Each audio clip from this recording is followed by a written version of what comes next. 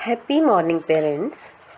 मेरी इस ज्ञानवर्धक तथा कुछ न कुछ सीख देने वाली कहानियों की श्रृंखला में आज की कहानी ऐसे अभिभावकों को मदद करेगी जिनका बच्चा बदला लेने की भावना रखता है। कहानी कुछ इस प्रकार से है। एक राजा था जिसका बहुत बड़ा राज्य था। कोई कमी नहीं थी, जो भी हुक्म करता वही हो जाता। परंतु राजा का एक स्वभाव था कि जो भी व्यक्ति थोड़ी सी भी गलती कर देता तो तुरंत 10 बड़े खूंखार कुत्तों के सामने डालकर उसे कुत्तों से नुचवाता। राजा बहुत क्रोधी था। राजा के इस स्वभाव से सभी बड़े परेशान थे।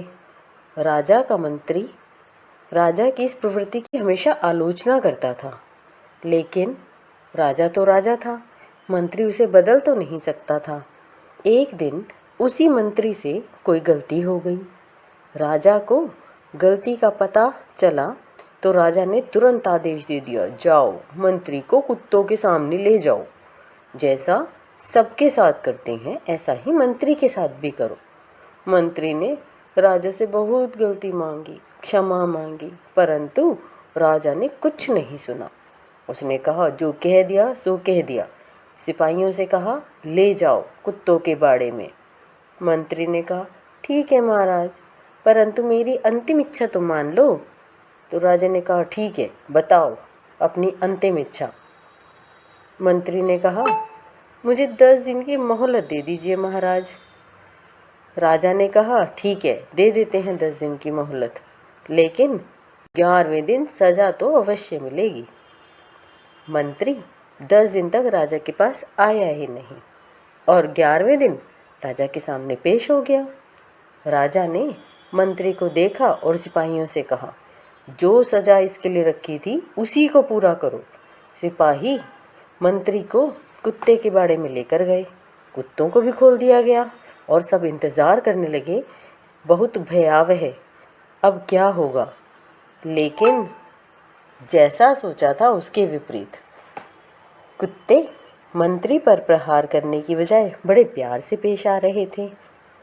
ये देखकर राजा तो चौंक गया। अरे, इन कुत्तों को तो मैंने प्रहार करने के लिए ट्रेन किया है, वो इतने प्यार से कैसे पेश आ सकते हैं।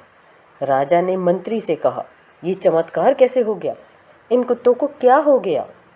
मंत्री ने उत्तर दिया, महाराज 10 दिन तक मैंने उन कुत्तों की बहुत सेवा की है, इन्हें भोजन कराया, नहलाया। अब ये कुत्ते जान चुके हैं कि मैं इनके लिए कुछ अच्छा ही करता हूँ, ना कि बुरा। ये मुझ पर प्रहार नहीं करने वाले महाराज। लेकिन मैंने आपकी इतने वर्षों तक सेवा की, फिर भी आपने मेरी एक गलती माफ़ नहीं करी। आपसे ज़्यादा अच्छे और विवेकी तो ये कुत्ते हैं, जो अच्छे और बुरे को पहचानते हैं। राजा को यह सुनकर और देखकर बहुत लज्जा आई और उसने मंत्री से क्षमा मांगी।